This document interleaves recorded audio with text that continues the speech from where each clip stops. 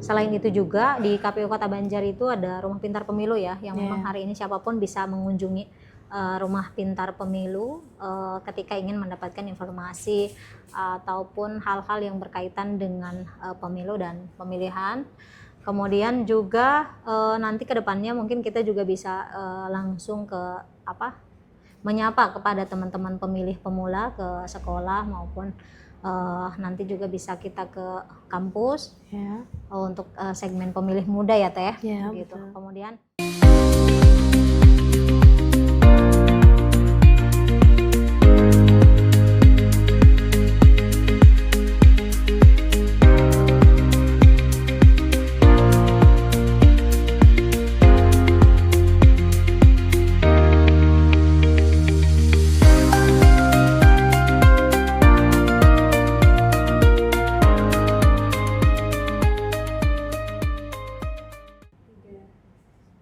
Halo teman pemilih, kembali bersama podcast Orasi, obrolan ragam demokrasi KPU Kota Banjar.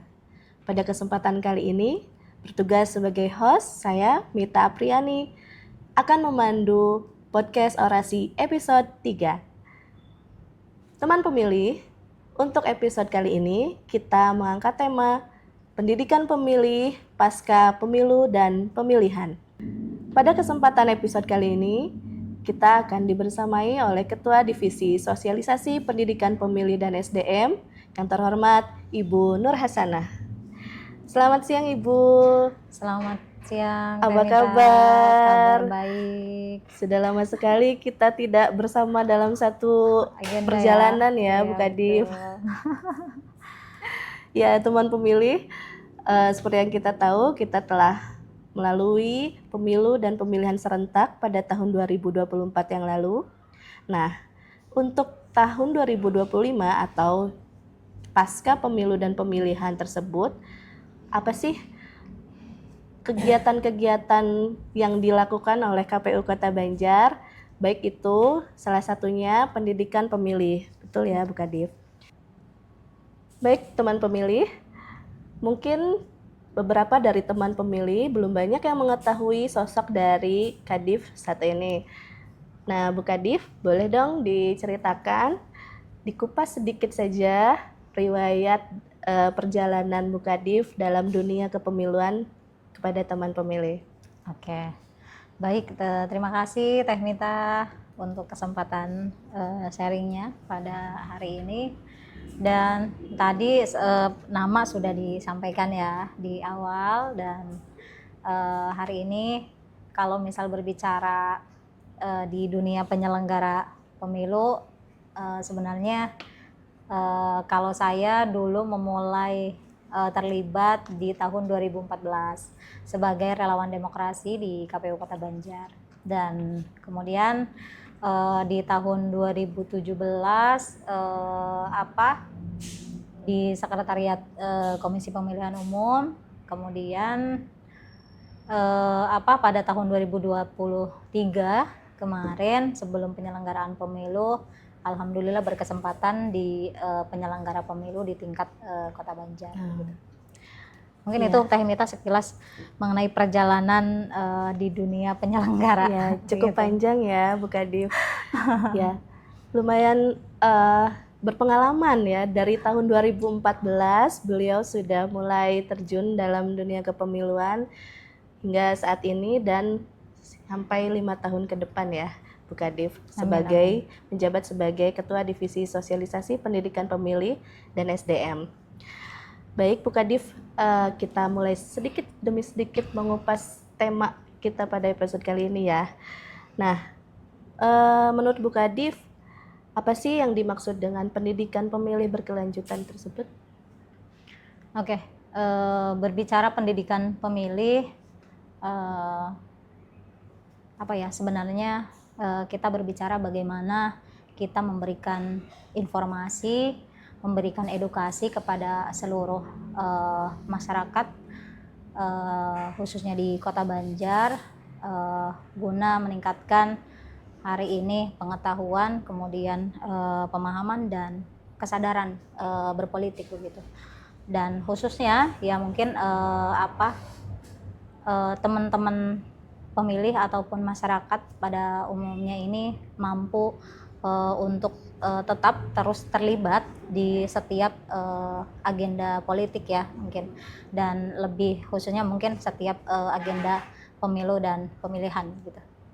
Ya, cukup kompleks ya untuk untuk dilaksanakan. Lalu apakah ada perbedaan antara pendidikan pemilih ketika menuju pemungutan suara dengan pendidikan pemilih pasca pemilu maupun pemilihan? Oke. Mungkin kalau misal kita hari ini berbicara yang dimaksud mungkin sosialisasi ya. Kalau misal biasanya kan kalau ke pelaksanaan pemilu maupun pemilihan biasanya ada kegiatan sosialisasi gitu, dan hari ini apa yang membedakan sih begitu mungkin maksudnya. Hari ini berbicara sosialisasi maupun pendidikan pemilih, ketika itu pelaksanaan pada saat pelaksanaan pemilihan maupun pasca pemilihan, sebenarnya konteksnya adalah masih sama-sama memberikan informasi dan edukasi kepada seluruh masyarakat.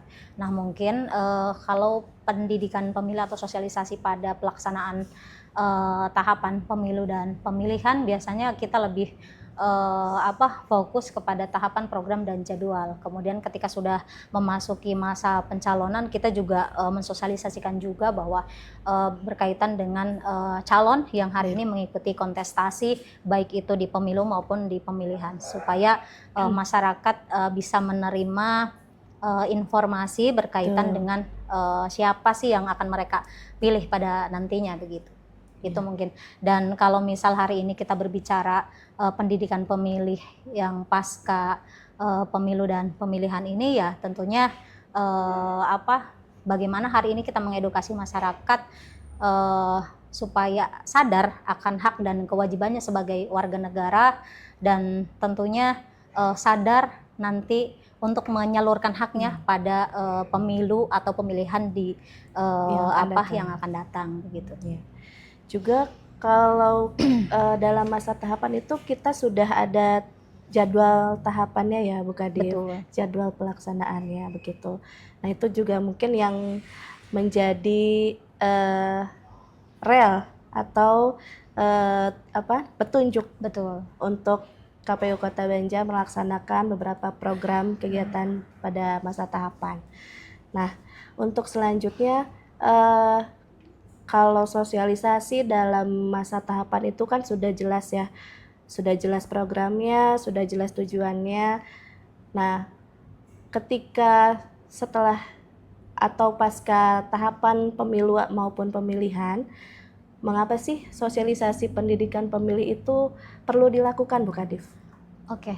Karena langsung ya Teh Mita, berbicara pendidikan pemilih berkelanjutan ini, saya pikir kenapa sih penting untuk dilakukan, karena memang kalau misal hari ini kita memberikan edukasi, kemudian kita membangun kesadaran masyarakat, kan bukan persoalan yang instan begitu.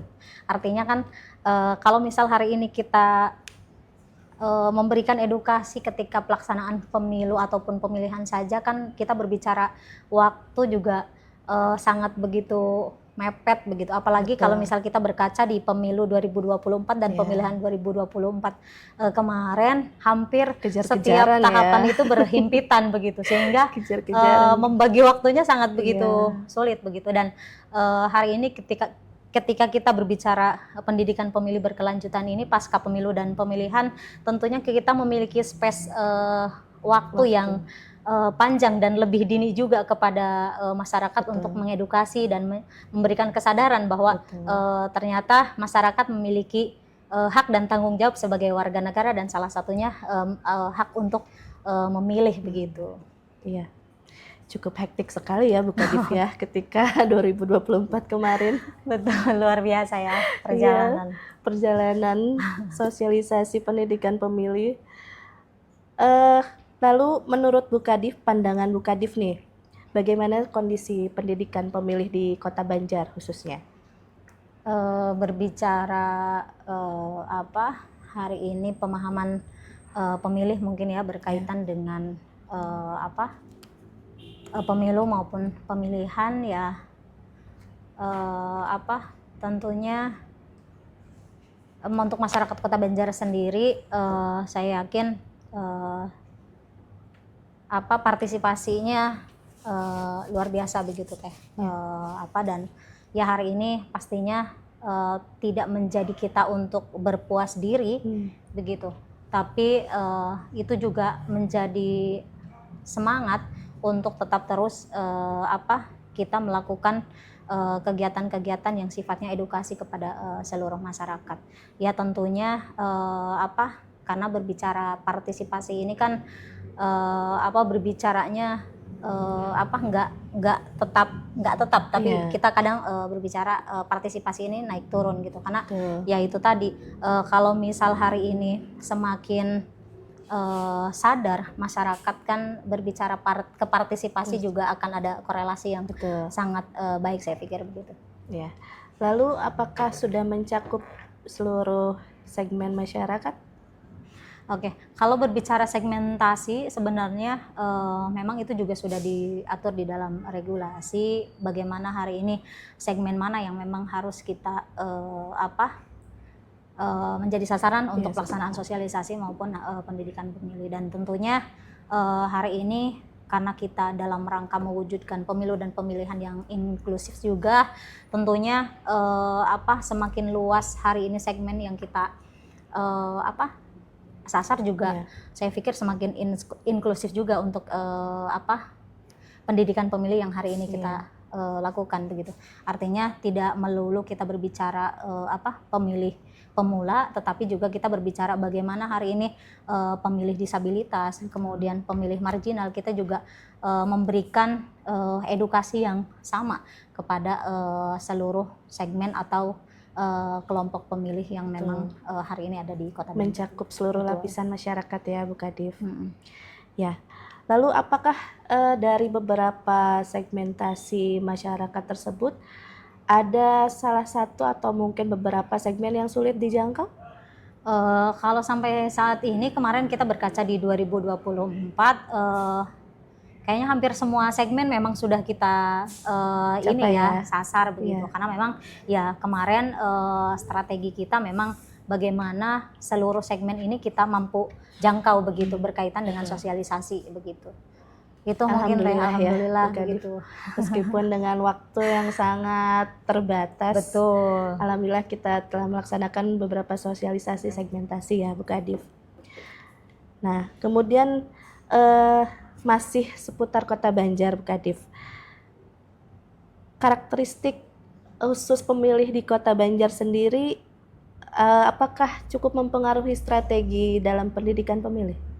Kalau berbicara hari ini karakteristik masyarakat, tentunya pasti banyak atau sedikitnya itu ada pengaruh ya Teh, berkaitan dengan hari ini bagaimana sih kita melakukan pendekatan kepada hari ini masyarakat yang berada di perbatasan, karena kebetulan Banjar ini kan berlokasi di wilayah yang memiliki perbatasan, yaitu antara Jawa Barat dengan Jawa Tengah. Artinya dari sisi bahasa dan budaya pasti memiliki agak sedikit perbedaan begitu. Nah, artinya bagaimana hari ini KPU Kota Banjar bisa hadir dan informasi yang nanti akan kita sampaikan itu bisa sampai kepada masyarakat begitu. Artinya kan ada strategi-strategi yang memang hari ini bisa kita lakukan begitu. Betul. Termasuk antar kecamatan ya Bu Kadif? Ya betul. Kalau misal di beberapa kecamatan kalau melihat dari jumlah partisipasi ya, untuk mungkin ada salah satu kecamatan yang memang dari periode pemilu ke pemilu selanjutnya di situ memang posisinya tingkat partisipasinya paling rendah begitu. Tapi meskipun di sini paling rendah juga masih di angka tidak sangat begitu jauh begitu. Nah, hari ini kan apa yang menjadi faktor itu menjadi kajian kita bersama gitu. Nah, ini kita menyambung ke pertanyaan selanjutnya yang tadi. Tantangan yang dihadapi oleh KPU Kota Banjar dalam proses pendidikan pemilih. Berbicara setiap agenda setiap tahapan pasti saya yakin tidak mulus begitu. Pasti tantangan selalu ada, dan hari ini bagaimana kita meramu sebuah tantangan itu menjadi sebuah kekuatan yang memang atau strategi ya mungkin yang menjadi biar kita lebih bisa lebih maksimal dalam melakukan kegiatan sosialisasi maupun pendidikan pemilih ya. Kalau misal hari ini berbicara tantangan, tentunya ya kalau secara geografis alhamdulillah di wilayah Kota Banjar secara geografis memang tidak ada yang menjadi begitu signifikan ya, menjadi kendala yang signifikan begitu. Dan ya paling berkaitan kalau misal hari ini konteksnya berbicara edukasi ke pemilih ya, ketika pemilu dan pemilihan pastinya yang menjadi tantangan mengenai seputar hoax begitu. Dan hari ini bagaimana membangun kesadaran masyarakat ini juga kan memerlukan kinerja multi pihak tidak hanya penyelenggara saja begitu, sehingga itu juga menjadi tantangan untuk sama-sama kita melakukan kolaborasi yang luar biasa untuk peningkatan partisipasi masyarakat di Kota Banjar gitu. Apakah kendala terbesarnya ada di SDM masyarakatnya atau di minat masyarakatnya menurut Bu Kadif? Kalau misal hari ini kita berbicara kendala secara SDM di masyarakat Kota Banjar, ya intinya karena kita juga belum melakukan survei ya gitu. Tentunya pandangan global aja. Ya, kalau misal hari ini kita melihat dari kasuistik atau misal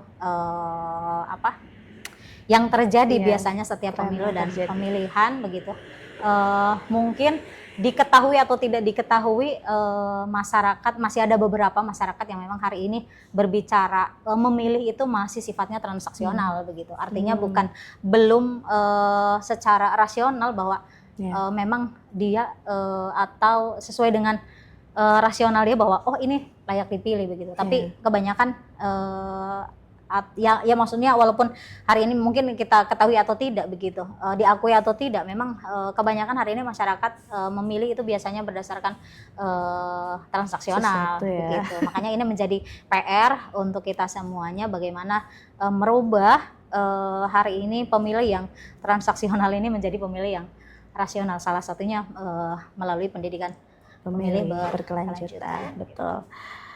Lalu bila berbicara segmentasi pemilih muda, pemilih lansia, kemudian pemilih disabilitas, apakah ada tantangan tersendiri?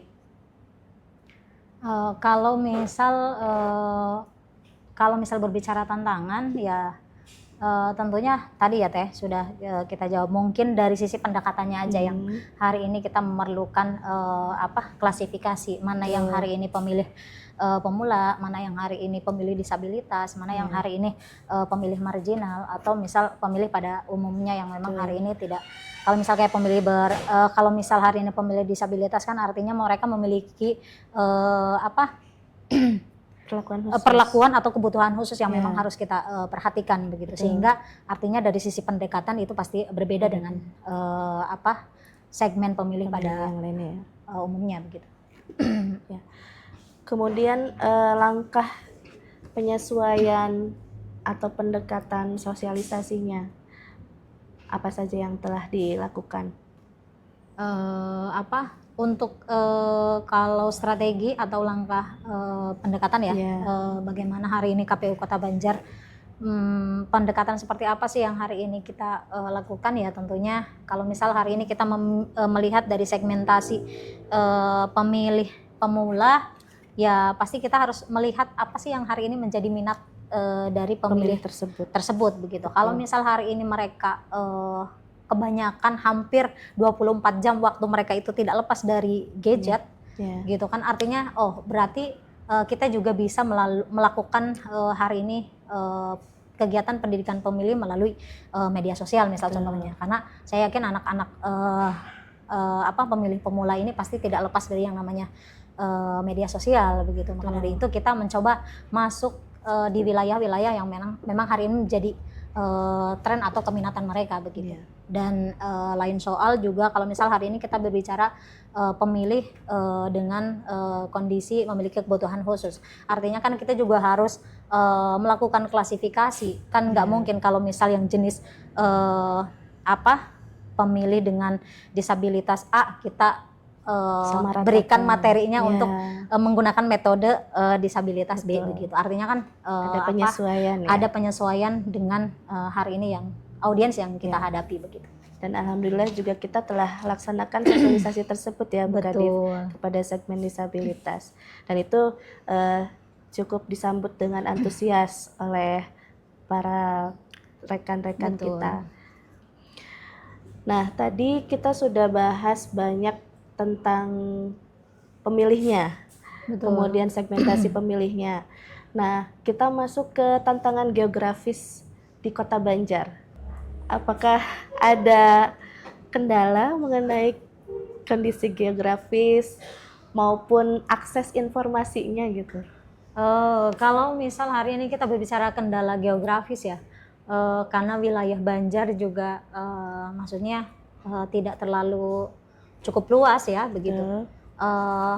Saya pikir secara geografis semuanya masih bisa dijangkau begitu. Termasuk yang misal hari ini kita berbicara di perbatasan maupun di kondisi agak pegunungan ya gitu. Saya pikir masih bisa dijangkau. Dan akses informasi kalau misal hari ini kita berbicara informasi melalui digital atau misal internet juga kayaknya hampir di seluruh wilayah Banjar ini udah masuk internet ya Teh gitu.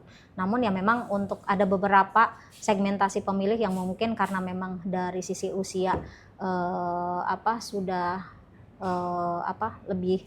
lebih dulu mungkin ya gitu atau lebih tua mungkin sehingga memperhatikan informasi-informasi ini mungkin agak sedikit tertinggal ya begitu. Dan itu tapi tidak terlalu signifikan. Ya, memang karena kondisi Kota Banjar itu landai-landai saja ya Bu Kadif ya. Kita tidak menemui kondisi geografis yang cukup menantang gitu ya. Dan alhamdulillah juga persebaran sinyal internet sudah memadai. Karena kalau misal hari ini berbicara sosialisasi juga kita kemarin sempat menggandeng untuk dari tingkat kecamatan maupun tingkat desa kelurahan untuk disampaikan kepada masing-masing rukun tetangga maupun rukun warga di wilayah desa atau kelurahan tersebut. Ya, di wilayahnya ya. Baik, peran media sosial dalam pendidikan pemilih di Kota Banjar, apakah sangat cukup berperan atau kurang?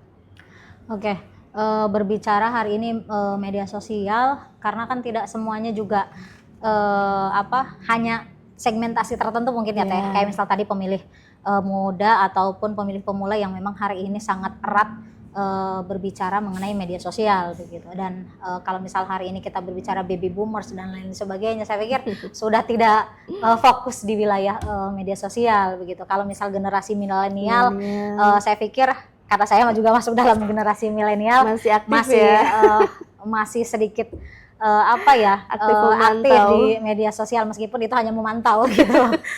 Gitu. Tim nyimak. Ya, lalu menurut Bu Kadif media sosial, platform media sosial yang paling efektif apa untuk saat ini? Kalau misal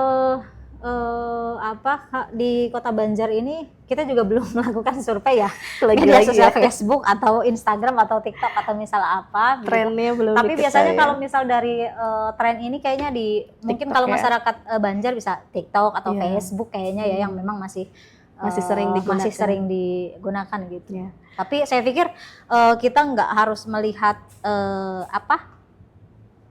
mana yang memang paling Efektif. digemari begitu. Tapi dari semua media sosial saya pikir itu ada akun, ada penggunanya begitu. Maka dari itu kan ya setiap hari ini konten edukasi ya lebih baik kita share ke semua media sosial yang memang hari ini kita miliki, contohnya Instagram, TikTok, kemudian Twitter atau X ya sekarang gitu. Dan itu kan saya pikir lebih luas lagi jangkauannya begitu, baik itu dari kelas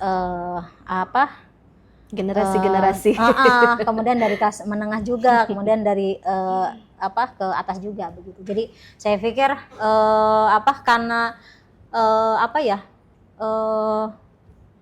macam-macam begitu. Betul. Jadi saya pikir lebih baik semua media sosial yang memang hari ini kita miliki ya kita gunakan begitu melalui pendekatan media sosial manapun. Gitu. Betul. Nah, ketika proses tahapan pemilu maupun pemilihan kemarin, apakah KPU Kota Banjar melaksanakan kolaborasi dengan beberapa perguruan tinggi, sekolah, ataupun instansi di sekitar Kota Banjar, Pak Kadif? Oke, karena tadi kita berbicara pendidikan pemilih kan juga bukan menjadi tanggung jawab penyelenggara dalam artian hari ini karena misal kita berada di KPU itu menjadi tanggung jawab KPU saja begitu. Tapi saya pikir juga selain menjadi tanggung jawab KPU juga artinya ada beberapa masyarakat tentunya yang memang hari ini memiliki peran juga dalam proses sosialisasi maupun edukasi begitu. Termasuk dalam hal ini juga dari partai politik itu juga memiliki peran yang sama dalam proses pemberian edukasi begitu dan sosialisasi. Kalau misalnya melihat di tahun 2024 kemarin prinsip kolaboratif itu memang kita lakukan dan kita juga kemarin ada beberapa organisasi yang memang hari ini kita gandeng untuk sama-sama kita melakukan kegiatan sosialisasi dan pendidikan pemilih begitu. Karena lagi-lagi tidak cukup ya, tidak akan efektif kalau keseluruhan hanya dilaksanakan oleh KPU Kota Banjar.